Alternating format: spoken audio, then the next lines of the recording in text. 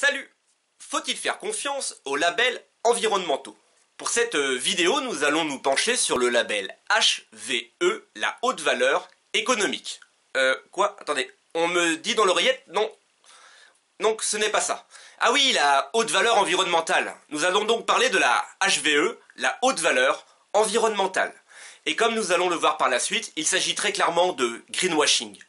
Ah oui, j'oubliais, nous allons aussi parler de tomates. Vous avez déjà peut-être vu ce logo sur certains produits. Vin, fruits et légumes, farine, pâtes. Il s'agit de celui de la HVE, la haute valeur environnementale. Un nouveau label public, c'est-à-dire géré par l'État, censé garantir des pratiques respectueuses de l'environnement. La HVE encourage ainsi l'usage modéré des pesticides et des engrais.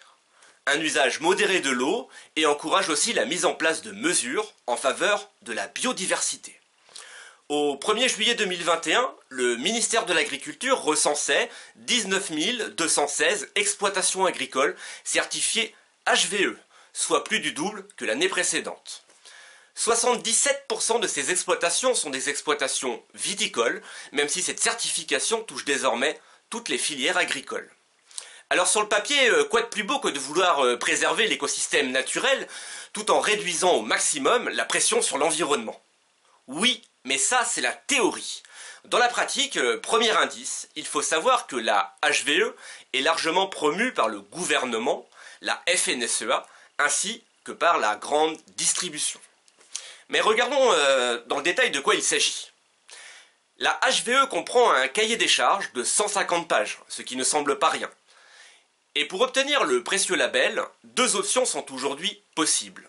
L'exploitant agricole peut choisir une première option, l'option A. Pour cette option, l'exploitant agricole doit obtenir un certain nombre de points dans 4 grandes thématiques. Tout d'abord la biodiversité, ensuite la stratégie phytosanitaire, autrement dit les pesticides de synthèse, la gestion de la fertilisation, c'est-à-dire les engrais, et enfin pour finir, la gestion de l'irrigation. Alors prenons tout d'abord la thématique de la biodiversité. L'implantation de bandes enherbées ou boisées en bordure des cours d'eau peut permettre d'obtenir une partie des précieux points nécessaires à l'obtention de la HVE. Le problème est que ces bandes sont déjà obligatoires en bordure des cours d'eau pour l'ensemble des agriculteurs, HVE ou pas. Cela ne change donc rien aux pratiques agricoles. Le fait de posséder par ailleurs une ruche sur son exploitation rapporte aussi des points, même si par ailleurs l'exploitation détruit la biodiversité par ces pratiques. Autre moyen d'avoir des points, la diversité des espèces animales. Élever des veaux, des volailles et des cochons de manière industrielle, sans leur donner d'accès permanent à des espaces plein air, rapporte des points. Le bien-être animal est absent de la HVE. Mais prenons aussi une autre des 4 thématiques, celle des phytosanitaires, autrement dit les fameux pesticides. Le label bio est très clair à ce sujet, il interdit les intrants chimiques de synthèse, point barre. Le label HVE ne les interdit pas, mais encourage à réduire leur usage. Il en est d'ailleurs de même pour les engrais qui sont pourtant, comme nous le savons, responsables de la prolifération des algues vertes. Ce qui signifie donc, vous l'aurez compris, qu'avec la HVE, un produit peut être aussi chimique ou presque qu'un produit conventionnel. Pour obtenir le label HVE, l'exploitant agricole peut aussi choisir une seconde option, l'option B. C'est l'option aujourd'hui qui est la plus critiquée et elle sera sans doute prochainement supprimée. Pour cette option, il faut respecter 2 indicateurs. Le premier indicateur, il faut consacrer au moins 10% de sa surface agricole utilisée en infrastructures agroécologiques, notamment des haies et des bosquets. Très bien, sauf que les seuils demandés sont 5 fois inférieurs à ce qui est exigé depuis 2015 pour obtenir certaines aides vertes de la PAC, la politique agricole commune de l'Union européenne. Le second indicateur est lui économique. Vous ne trouvez pas ça bizarre, non, pour un label environnemental ? Il faut consacrer moins de 30% de son chiffre d'affaires à l'achat d'intrants, gaz, électricité, eau d'irrigation, pesticides, etc. Problème, la viticulture surreprésentée dans les exploitations HVE, comme nous l'avons dit, ne consacre en moyenne que 14% de son chiffre d'affaires à l'achat d'intrants. La moitié donc de ce qui est exigé. Quant au maraîchage, la moyenne est de 26%, ce qui est donc là aussi encore en dessous. Il serait cependant faux d'affirmer que l'exploitant agricole qui voudrait obtenir le label HVE n'aurait strictement aucun effort à fournir. Une étude réalisée en 2019 par la Chambre d'agriculture d'Aquitaine montrait que seuls 43% des exploitations étudiées pouvaient prétendre à la HVE sans du tout apporter de changement à leurs pratiques. Ce qui, je trouve, reste néanmoins énorme. Mais de quel changement de pratique parle-t-on ? En réalité, la HVE n'incite pas à changer en profondeur les modèles de production. Ainsi, les productions hors sol, à taille industrielle, qu'il s'agisse de porc, de volaille ou même de légumes sous serre, restent autorisées.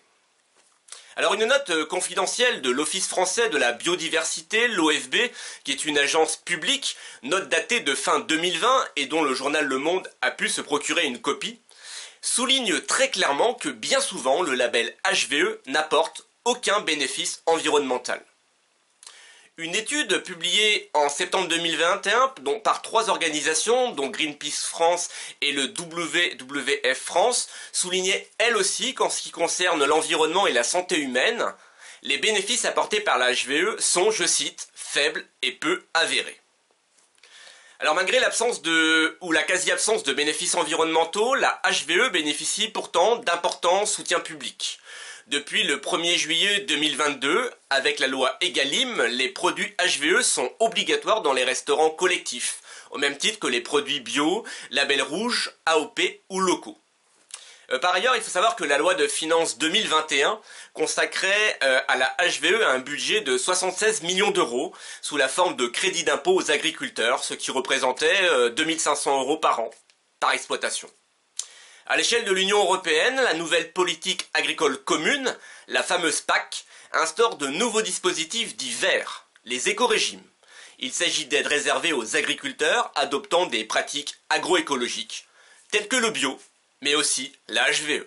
Pour illustrer les aberrations de la HVE, j'aimerais à présent vous emmener dans une commune, dans la commune de la Chapelle des Fougerets, située en Bretagne, à seulement 10 km de Rennes. Une commune de 4682 habitants qui abrite aussi 17 hectares de serres. Dans ces gigantesques serres, l'entreprise Tom West y fait pousser des tomates hors sol.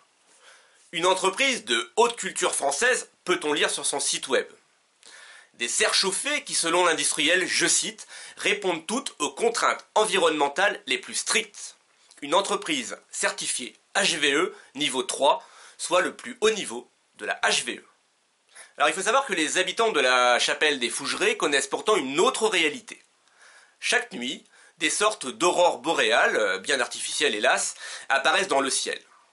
En effet, pour compenser le manque de luminosité et pour accélérer la croissance des plantes, l'entreprise Tom West utilise des éclairages artificiels.